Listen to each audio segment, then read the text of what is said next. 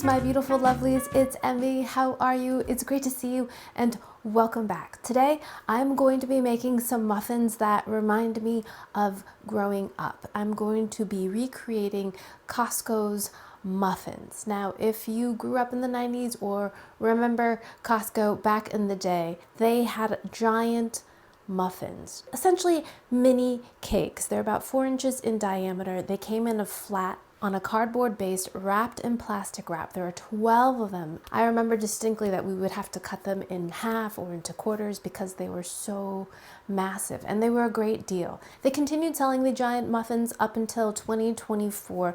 They came in 2 6-packs rather than the large dozen flat, and you could mix and match different flavors, and a dozen muffins went for $10. Costco no longer sells the giant muffins, but they still sell muffins in an 8-pack. They are smaller and they go for $6.99. Doing a little bit of math, they sell for about 87 cents each, while the larger ones that they sold for $10 in a 12-pack were 83 cents per muffin. So 4 cents per muffin increase in price, and they got smaller. And this is the real reason why I want to make the giant form, is that I've heard they no longer have my favorite flavor, which was the double or triple chocolate muffin. They were dense, fudgy, and they were chocolate cake essentially with chocolate chunks. So at first I was just going to make the double chocolate version, but I thought, why not make an homage to the old 12-pack and make the 3 flavors? I remember blueberry, banana nut, and double chocolate. And we're gonna make them big. So the first thing I need to do was track down a pan. I found this, and these wells measure about 4 inches in diameter. You can also use individual 4-inch cake round molds if you've got those. It's kind of an odd size. Now for the white papery bit that goes in the inside of these that line the actual muffins, I had a harder time. The only ones that I could find are freestanding, so they're made from a more rigid kind of paper, which is not what I remember at all. So I found this idea on a Reddit post, and someone took these giant liners and just pressed them into this pan like this. They were just using their fingers and spreading them out. Alrighty, lovely, let's begin with our first muffin recipe, and it's a classic. It's a banana muffin. Now I've got my bananas here, and they should be mashed, but I forgot my potato masher, so I'm going to be using my food processor. A masher would be simpler, and you wouldn't have to dirty up your machine, but you know, we roll with the punches. It's not really a punch, it's just forgetting. So here are my bananas. And yes, they're a little brown because I sliced them yesterday, because I thought I was going to film this recipe yesterday, but I forgot to charge my batteries on my mic. So again, we roll 3 large bananas or 4 medium-sized bananas. Okay, pulse. No, not because we're not plugged in. Oh my gosh, it's been a while since I've done that, but I wasn't planning on using my food processor, so let's do this. Okay, pulse. I don't like banana slugs in my banana bread or muffins, so I'm just gonna whiz this until it's totally mush. Because I have my food processor out and it's already dirty, I'm just gonna mix all the white ingredients right in here. I'm going to be adapting Sally's Baking's recipes today. Slight changes, but I'll put a link down below to the originals. An egg, some oil. Isn't that adorable? My husband found that mudlarking, so cute.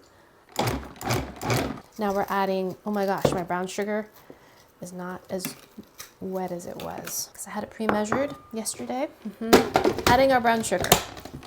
Some vanilla. Got all-purpose flour, teaspoon of baking powder and baking soda, half teaspoon of salt, 1 teaspoon of cinnamon. This is my favorite. Love. So fragrant. And a little bit of nutmeg. Stir our dry. Honestly, good grief. This is why people wear aprons, but I don't like wearing an apron. So that's what I get. Curses. All right, that's why people use bigger bowls too. Liquid to dry. Do you ever wonder how the bakeries get those really tall muffins? Well, apparently the trick is blasting them at a high temperature for the initial whoof, and then reducing the temperature for the final finishing. These are not going to be so high because the cakes are so wide in terms of diameter, but if you really want a tall cake and you have the typical muffin size, that's how they get the tall domes. Now I've got some chopped walnuts because this is banana nut. I'm saving some to sprinkle on the top. There's our banana nut batter. I'm going to be calling this a triple chocolate because now that I look at all my ingredients, I am going to be using 3 sources of chocolate. I've got 2 cups of just AP flour in here. I've got 2 types of dark chocolate here. You can use your single type of dark chocolate, that's fine. I just happen to have this really dark chocolate. It's almost like Oreo colored dark chocolate, so great. And then this is just plain unsweetened natural cocoa powder. And put that in there and give that a whisk. Okay, 1 teaspoon of baking soda, and 1/2 teaspoon of salt, 1/2 cup total of cocoa powder. And then I've got a 1/2 cup of milk, teaspoon and 1/2 of vanilla, 1/2 cup of veggie oil, 2 eggs.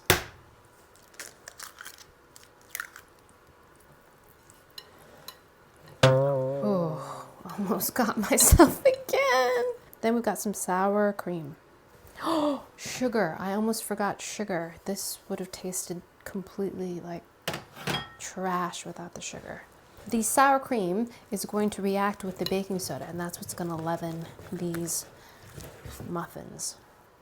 1 cup and 3/4 of chocolate chunks. I'm going to reserve some so we can sprinkle some on the top. Triple chocolate, done. Now we're making blueberry, and for this one I'm just making 1/2 a batch because I'm going to have a lot of muffins, and my family likes blueberry muffins the least. So hence, the recipe is actually double to what I'm showing you here. Flour, just a little bit of cinnamon and some salt, baking powder and baking soda. Don't forget the sugar, and brown sugar. Whiskey, whiskey. Oil, an egg, a splash of milk, and again, sour cream or yogurt. Whisk that all together. A little splash of vanilla.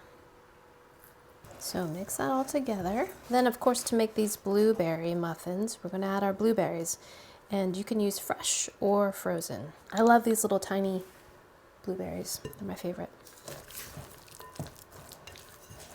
Alrighty, lovelies. Now we've got our 3 batters mixed up, and we've got our respective toppings too. I'm also going to use some of this coarse sugar. It's sometimes called sugar in the raw or turbinado sugar, and it's nice and big and crunchy. Isn't this the cutest little pot you've ever seen?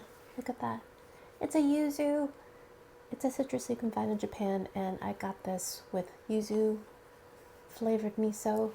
Back when I lived in Japan, it was filled with miso, and one of my little favorite treasures that I picked up while I was living there. Love it. So let's begin with banana.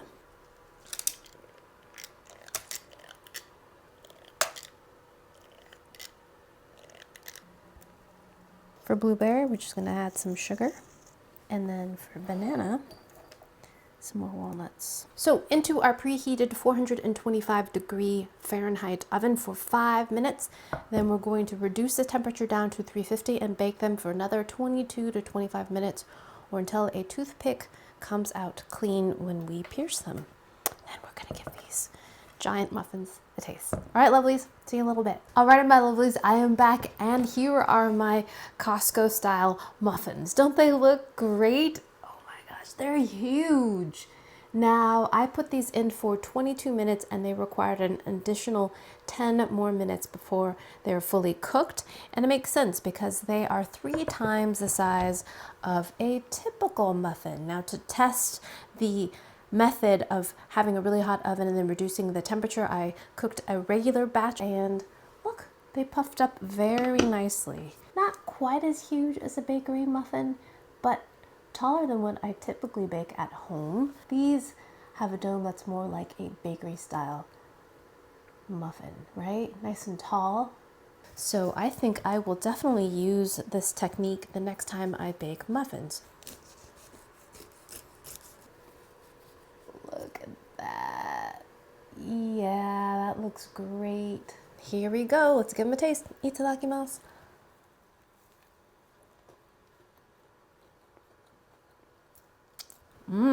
That's delicious. Springy, moist, But you know what? These don't taste as sweet and as dense as ones I remember from Costco. And they don't have that kind of industrial food flavor that I associate with cafeterias, and this kind of mass-produced flavor. These don't taste like that. This tastes like a chocolate sheet cake. And now I'm getting some of the chocolate chunk. It's great. Doesn't need any icing whatsoever or additional frosting. These don't taste as sweet as the Costco muffins, which I appreciate, and to me are more muffin-like, just simply for that reason. Here's blueberry. If you compare it with a regular sized muffin, huge. Let's cut this one in half.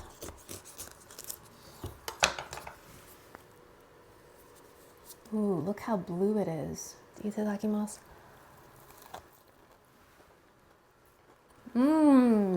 That's classic. I think I almost like the blueberries better. There's something that's so muffin-like about a blueberry muffin.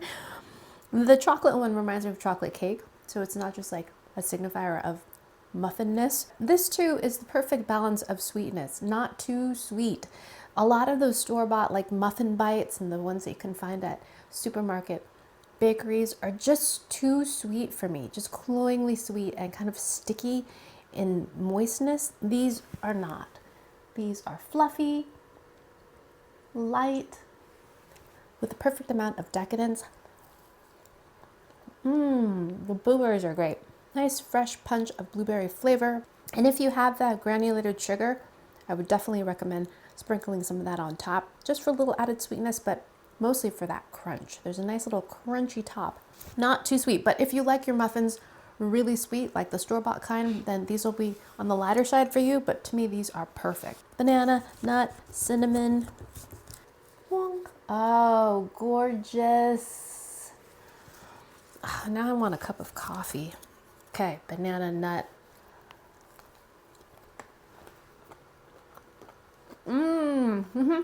They're all so good. This one has lots of fun textures. You've got the nuts, that crunch in there, and again, you've got that dusting of sugar on top, which makes a really great crust.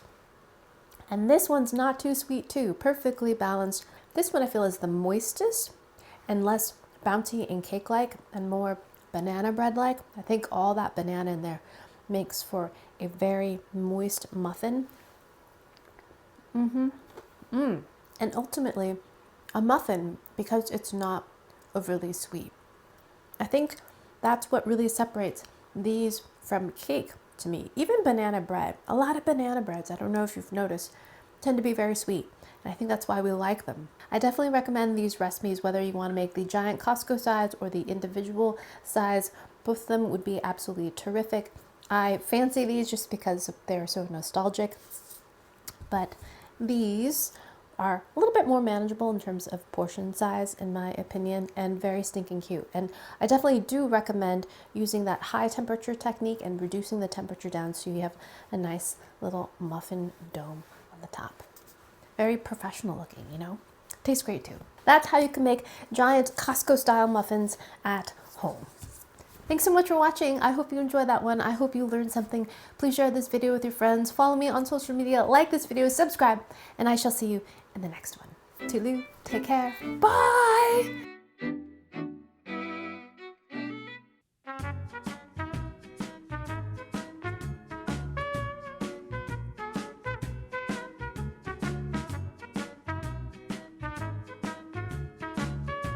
Oh my gosh, I have muffins galore.